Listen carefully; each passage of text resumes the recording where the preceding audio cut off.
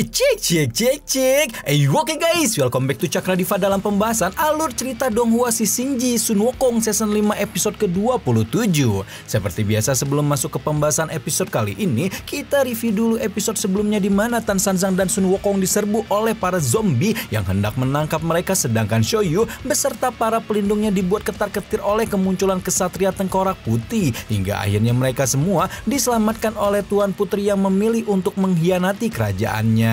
Namun sesaat kemudian tindakan Tuan Putri itu tertangkap basah oleh Kaisar Tengkorak Putih yang tiba-tiba muncul di hadapan semua orang. Nah, di episode kali ini kita akan lihat bagaimana Tuan Putri bertarung mati-matian melawan Kaisar Tengkorak Putih demi bisa membuat Xiaoyu dan yang lainnya kabur dari wilayah kerajaan. Kita juga akan lihat bagaimana akhirnya Sun Wukong dan Tan Sanzang tertangkap oleh para zombie sehingga membuat mereka semua tetap bertahan di kerajaan Tengkorak Putih. Seperti apa cerita selengkapnya, tanpa lama-lama langsung aja kita terobos. Kuy.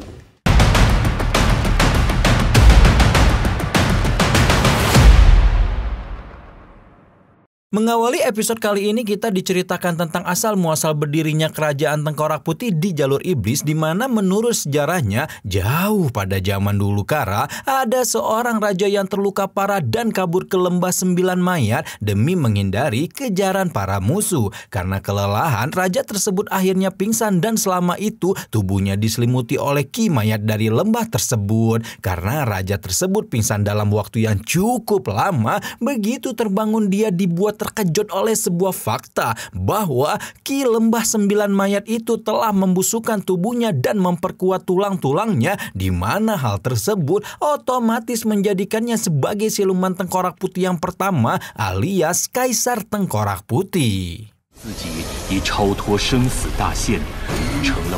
Dengan wujud barunya sekaligus dengan kekuatan barunya juga, Kaisar Tengkorak Putih membangun sebuah kerajaan di lembah 9 mayat itu, di mana kerajaan tersebut dibangun dengan menggunakan sejumlah abu dan tulang belulang yang ada di lembah mayat, sehingga terciptalah sebuah kerajaan megah sebagaimana kerajaan-kerajaan lainnya. Selain itu, Kaisar juga memberi nyawa pada siluman Tengkorak Putih lain dengan menggunakan api arwah yang diambil dari sejumlah kuburan di lembah itu. Seiring dengan berjalannya waktu, Kaisar membangun kembali kerajaannya yang telah hilang, yang sekarang diberi nama Kerajaan Tengkorak Putih. Sekarang kita kembali ke masa kini, tepatnya Kaisar ketika masih Tengkorak Putih muncul menghalangi Tuan Putri dan rombongan Xiaoyu yang mau melarikan diri. Begitu sosok Kaisar Tengkorak Putih muncul, Xiaoyu dan murid-murid Tan Sanzang tentu panik bukan main karena tidak menyangka kalau sosok yang mereka hindari akan datang secepat itu. Melihat wujudnya yang menyeramkan, murid-murid Tan Sanzang langsung bisa merasakan betapa kuatnya ki iblis yang terpancar dari Kaisar Tengkorak Putih, di mana hal itu membuat Cut Pakai jadi menyesal tidak melarikan diri sejak awal. Sementara itu murid-murid Tan Sanzang terkejut-kejut melihat kekuatan Kaisar. Sang Kaisar Tengkorak Putih sendiri terus menginterogasi Tuan Putri, mempertanyakan tentang tindakan Tuan Putri yang mengkhianatinya, yang sekaligus membuat dia penasaran apakah putrinya itu tidak takut pada konsekuensi yang akan diterimanya. Namun yang mengejutkan, Tuan Putri dengan tegas mengatakan tidak takut pada apapun dan tidak keberatan jika harus menerima hukuman yang kembali ke wujud aslinya, yaitu api arwah. Mendengar pengakuan putrinya, Kaisar Tengkorak Putih lantas berkomentar bahwa jika alasan pengkhianatan Tuan Putri itu adalah karena Tan Sanzang, maka seharusnya Tuan Putri membantu memuluskan rencana Kaisar, karena suatu saat nanti dia pasti akan membuat Tan Sanzang untuk jadi penghuni tetap kerajaan Tengkorak Putih.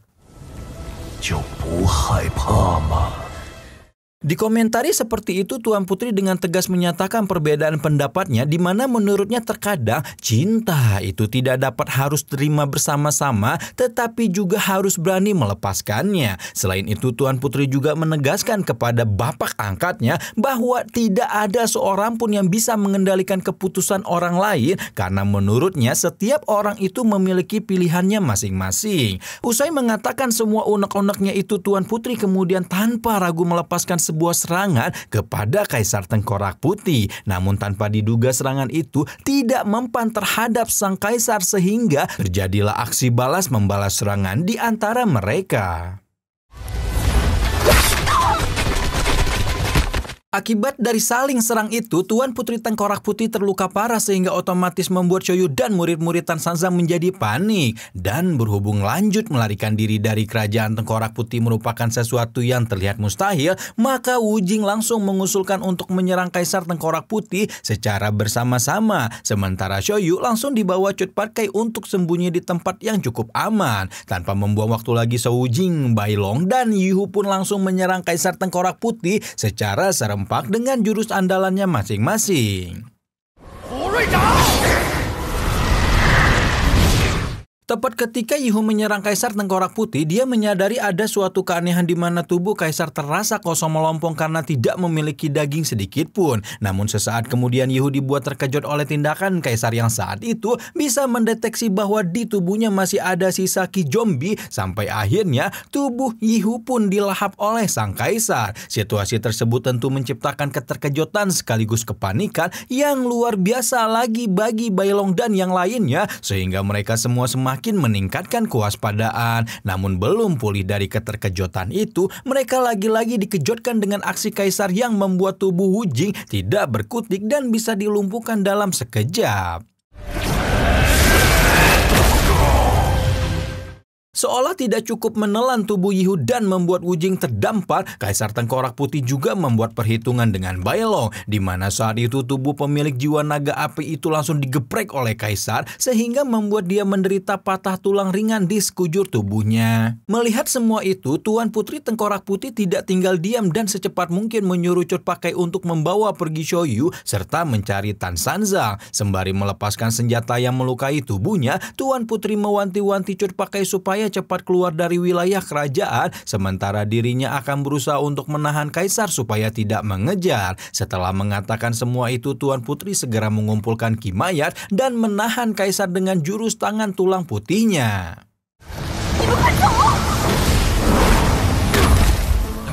Selagi Tuan Putri sibuk menahan Kaisar Tengkorak Putih, Xiaoyu dan Cut Patkai cepat-cepat menghampiri Bai Long untuk memeriksa keadaannya yang baru digeprek oleh sang Kaisar. Setelah memastikan keadaan Bai Long, Cut Patkai kemudian mengajak rekan-rekannya yang tersisa untuk segera meninggalkan tempat tersebut. Terlebih lagi saat ini dirinya tidak bisa mengumpulkan ki di wilayah itu, sehingga tidak mungkin bisa melindungi diri dan orang lain. Namun sebelum mereka semua berhasil meninggalkan tempat itu, tiba-tiba sekelompok zombie prajurit Tengkorak Putih datang menghampiri sembari membawa Sun Wukong dan Tan Sanzang yang sudah tertangkap. Melihat Sun Wukong dan Tan Sanzang tertangkap, Cut Patkai dan yang lainnya terlihat sangat terkejut, tidak menyangka bahwa dua orang terkuat dalam tim mereka bisa tertangkap lebih dulu. Begitu juga dengan Tuan Putri yang sama tidak menyangkanya atas tertangkapnya kedua orang itu. Sementara di sisi lain, tertangkapnya Sun Wukong dan Tan Sanzang jelas membuat Kaisar Tengkorak Putih merasa sangat puas, karena itu artinya rencana dia berjalan lancar, sedangkan rencana putrinya gagal total dan menjadi sia-sia. Memanfaatkan keterkejutan Tuan Putri, Kaisar Tengkorak Putih melakukan serangan balik secara brutal sehingga membuat tubuh Tuan Putri kembali terluka dan terkapar di tanah.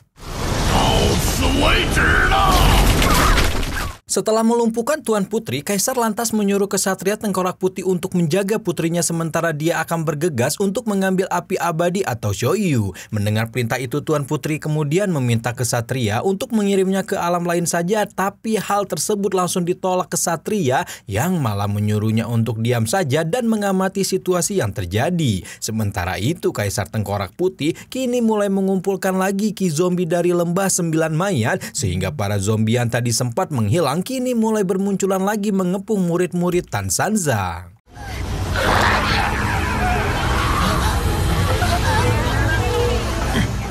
Mendapati situasi ini, murid-murid Tan Sanzang panik sejadi-jadinya. Terlebih saat ini, mereka sudah tidak punya seorang pun yang bisa diandalkan untuk menjadi pelindung. Menyadari betapa gentingnya situasi yang mereka hadapi, orang-orang ini pun memutuskan untuk menggunakan aturan nomor 10, yaitu menyerah kepada musuh secara sukarela. Dengan serempak, murid-murid Tan Sanzang pun menyatakan diri telah menyerah sehingga otomatis membuat para zombie berhenti mengepung. Di sisi lain, penyerahan diri itu membuat Kaisar Tengkorak Putih merasa sangat puas sehingga dia langsung mengumumkan rencananya kepada semua orang, di mana setelah menggunakan api abadi, Kaisar akan keluar dari kerajaan Tengkorak Putih dan menguasai dunia. Setelah mengumumkan ambisinya itu, Kaisar juga mengatakan bahwa siapapun yang menuruti perintahnya akan diberi ganjaran kebaikan, sedangkan bagi orang yang menentangnya tentu akan diberi hukuman yang setimpal. Dalam hal ini, tindakan pengkhianatan Tuan Putri akan dijatuhi hukuman berupa kehilangan Tan Sanzang yang sebentar lagi akan segera Kaisar telan seperti Yihu. Mendengar vonis semacam itu, Tuan Putri tentu saja tidak terima dan ia pun langsung memohon kepada Kaisar supaya melepaskan Tan Sanzang. Tuan Putri bahkan berjanji bahwa dia akan mematuhi Kaisar di masa depan, tapi sayangnya Kaisar tidak lagi percaya sehingga dia pun tetap bersikeras untuk memakan Tan Sanzang. Tapi sebelum tubuh Tan Sanzang masuk ke dalam mulut Kaisar, tiba-tiba tiba-tiba saja Tan Sanzang bangun dari pura-pura pingsannya yang sedari tadi, mengelabui semua orang dan langsung melemparkan tinju pemukul jiwa kegelapan untuk Kaisar Tengkorak Putih. Hal ini pun tentu membuat murid-murid Tan Sanzang senang, sementara Kaisar Tengkorak Putih dibuat bertanya-tanya mengapa biksu tangkapannya itu bisa mendadak sadar dan melakukan perlawanan. Di tengah keheranannya itu, Kaisar Tengkorak Putih lebih dikejutkan lagi ketika mendengar pengakuan semua rakyatnya bahwa mereka dan Tan Sanzang sesungguh-sungguhnya telah membentuk tim untuk bekerja sama menggulingkannya dari kerajaan Tengkorak Putih. Jadi ceritanya ketika Sun Wukong dan Tan Sanzang dikepung para zombie sebelumnya, mereka kedatangan kesatria Tengkorak Putih yang saat itu meminta bantuan untuk sama-sama mengalahkan Kaisar Tengkorak Putih. Di mana dalam rencana itu, Sun Wukong dan Tan Sanzang harus pura-pura tertangkap oleh para zombie supaya terkesan sejalan dengan rencana penangkapan yang akan dilakukan oleh Kaisar. Bahkan Tuan Putri sendiri sampai tidak tahu menahu tentang rencana tersebut, karena rencana penggulingan Kaisar itu memang didedikasikan untuk kebebasan Tuan Putri yang selama ini menderita di bawah kendali Kaisar Tengkorak Putih. 为了公主想要的自由，我可以做任何事。 Mendengar seluruh pengakuan itu, Kaisar Tengkorak Putih sangat tidak menyangka bahwa para warga yang selama ini dia kendalikan akan berani menentang dan melakukan penyerangan. Karena sudah terbakar api emosi, Kaisar Tengkorak Putih langsung melampiaskan kemarahannya kepada semua orang. Namun pada saat bersamaan, salah satu prajurit Tengkorak Putih melempar tubuh Sun Wukong ke arah Kaisar, sehingga sang Kaisar pun harus kena tinju mematikan dari Sun Wukong. Tidak sampai di situ, Tan Sanzang juga ikut ngasih bonus tinju untuk Kaisar demi membalaskan penderitaan yang selama ini dialami Tuan Putri.